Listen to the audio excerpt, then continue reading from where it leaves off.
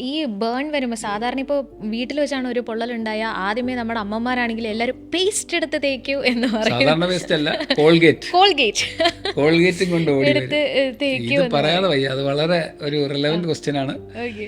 ഞാനിത് പറഞ്ഞു മടുത്തൊരു കാര്യമാണ്. ഞങ്ങളുടെ ഹോസ്പിറ്റലിൽ അല്ലെങ്കിൽ ഞാൻ കാണുന്ന ബേൺസ് പേഷ്യൻറ്റിൽ മേ ബി 10 ഒരു 7 8 പേരും ആദ്യം ടൂത്ത് പേസ്റ്റ് വെച്ചിട്ടുണ്ടാവും. നമ്പർ 1 ടൂത്ത് പേസ്റ്റ്, രണ്ടാമത്തെ സാധനം തേൻ, പിന്നെ കോഴി നെയ്യ്, മഷി, ഇങ്ങനെ പല പല ഐറ്റംസ് ഉണ്ട് കേരളത്തിലെ ആൾക്കാർ തേക്കുന്നത്.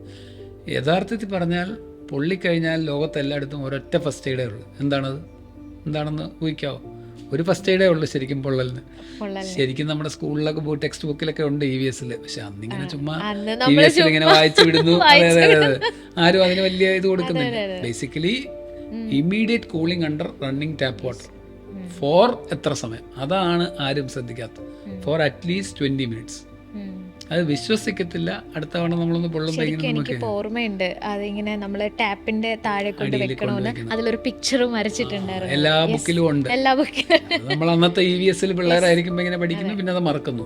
പിന്നെ എന്താ പ്രശ്നം എന്ന് വെച്ചാൽ എവിടെയെങ്കിലും പൊള്ളുമ്പോ ഈ അച്ഛനമ്മമാരോ പഴയ അമ്മമാരോ ഓടി വന്നാ നീ അത് തേക്കല്ലേ, കോഴി നെയ്യ് തേക്കല്ലേ, സ്കിന്ന് കുറച്ചുകൂടി ഡാമേജ് ആക്കിയല്ലേ ചെയ്യുന്നത് ടൂത്ത് പേസ്റ്റ് വെച്ചാൽ. അതെ, അതാണ് അതിന്റെ കറക്റ്റ് ആൻസർ. ബേസിക്കലി നമ്മൾ തണുപ്പിക്കുന്ന അല്ല ഈ വെള്ളം ഒഴിക്കുന്ന എന്തിനാണെന്നും കൂടെ അറിയണം. എപ്പോഴും ട്രാൻസ്ഫേർഡ് ഹീറ്റ് ഉണ്ടാവും. നമ്മളിപ്പോൾ പൊള്ളിക്കഴിഞ്ഞാൽ ചൂട് പാത്രത്തിൽ നിന്നോ ചൂട് വെള്ളമോ വീണ് വെള്ളം അങ്ങ് തെറിച്ച് പോയാലും ട്രാൻസ്ഫേർഡ് ഹീറ്റ് ഉണ്ട് സ്കിന്നിൽ. കുറച്ച് ഹീറ്റ് ഇങ്ങോട്ട് ട്രാൻസ്ഫർ ആയിട്ടുണ്ട്. അപ്പോൾ ആ ഹീറ്റ് അവിടെ നിന്ന് കഴിഞ്ഞാൽ ഇങ്ങനെ സ്കിന്നിന്റെ അകത്തെ ലേയേഴ്സ് ഉണ്ട്. മൈക്രോസ്കോപ്പിക്കൽ നോക്കിയാൽ പല താഴോട്ടുള്ള ലേയേഴ്സ് ഉണ്ട്. അതിൽ ആ പൊള്ളൽ ഹീറ്റ് കാരണം ഡാമേജ് വന്നുകൊണ്ടിരിക്കുകയാണ്. അപ്പോൾ പൊള്ളലിന്റെ ഡിഗ്രി നിശ്ചയിക്കുന്നത് എന്താണ്? അതിന്റെ ആഴമാണ്. എത്ര താഴോട്ടാണ് ബേൺസ് ഉണ്ടായിരിക്കുന്നത്, ചൂട് ഇറങ്ങിയിരിക്കുന്നത്, അതനുസരിച്ച് ഡിഗ്രി മാറും. ഇപ്പോൾ ഡിഗ്രി എത്ര കുറയ്ക്കാവോ healing will also be faster. First degree superficial, second degree പൊള്ളൽ സാധാരണ ഒരു പാടുമില്ലാതെ 2 ആഴ്ചയ്ക്കകം ഉണങ്ങും. Deep second degree, third degree ആണ് ട്രീറ്റ്മെൻറ്റ് അല്ലെങ്കിൽ സർജിക്കൽ ട്രീറ്റ്മെൻറ്റ് വേണ്ടി വരാൻ സാധ്യതയുള്ള പൊള്ളൽ. അപ്പം നമ്മൾ പൊള്ളിക്കഴിഞ്ഞാൽ ഇതാണ് അതിൻ്റെ ബേസിസ്. എത്രയും പെട്ടെന്ന്, അത് ഇമ്പോർട്ടൻ്റ് ആണ്. പൊള്ളിയ സാധനം ചൂട് മാറിയോ എത്രയും പെട്ടെന്ന് വെള്ളത്തിൻ്റെ അടി കാണിക്കുക. ഇനി ഒരു സംശയമുണ്ട് എല്ലാവർക്കും, ഐസ് എടുത്ത് വെക്കാവോ? അതും ഒരു കോമൺ സംശയമാണ്. ഐഡിയലി ഐസ് എടുത്ത് ഡയറക്ട്ലി സ്കിന്നിൽ വെക്കരുത്. എന്തുകൊണ്ടാണ്? ഐസ് എന്ന് പറഞ്ഞാൽ 0 ഡിഗ്രി താഴെ ടെമ്പറേച്ചറുള്ള ഒരു വസ്തുവാണ്. അത് ഡയറക്റ്റ് സ്കിന്നിൽ വെച്ചാൽ സ്കിന്നിലെ കോശങ്ങൾ അങ്ങനെ എടുത്താവും. എക്സ്ട്രീം കോൾഡ് കാരണം. നിങ്ങൾ ഈ ഫ്രോസ്റ്റ് ബൈറ്റ് അങ്ങനെ തണുപ്പ് രാജ്യങ്ങളിലൊക്കെ കേൾക്കുന്നില്ലേ? ഐസിനടി കുറഞ്ഞാലല്ല നമ്മൾ ഫ്രീസറിനകത്ത് നമ്മൾ മീനൊക്കെ വയ്ക്കുമ്പോൾ ചത്തുപോലെ.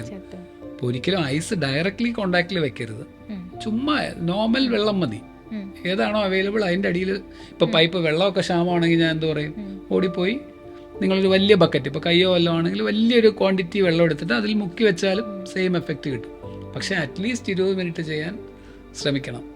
എന്തുകൊണ്ടെന്ന് പറഞ്ഞാൽ ആ 20 മിനിറ്റിലെ നമുക്ക് ബേൺസിൻ്റെ ഡിഗ്രിയെ ഒന്ന് മോഡിഫൈ ചെയ്യാൻ അല്ലെങ്കിൽ കുറയ്ക്കാനുള്ള ചാൻസ് കിട്ടും. ഈ സമയത്ത് ടൂത്ത് പേസ്റ്റും എണ്ണയും വെണ്ണയും ബട്ടറും ഹണിയും ഒക്കെ തേക്കുന്നതാണ് എല്ലാവരുടെയും പരിപാടി.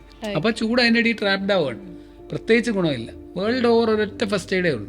ആർക്ക് വേണമെങ്കിലും സംശയമുണ്ട്, ഗൂഗിള് സെർച്ച് ചെയ്ത് നോക്കാം. ടൂത്ത് പേസ്റ്റ് ഒന്നും തേക്കരുത്.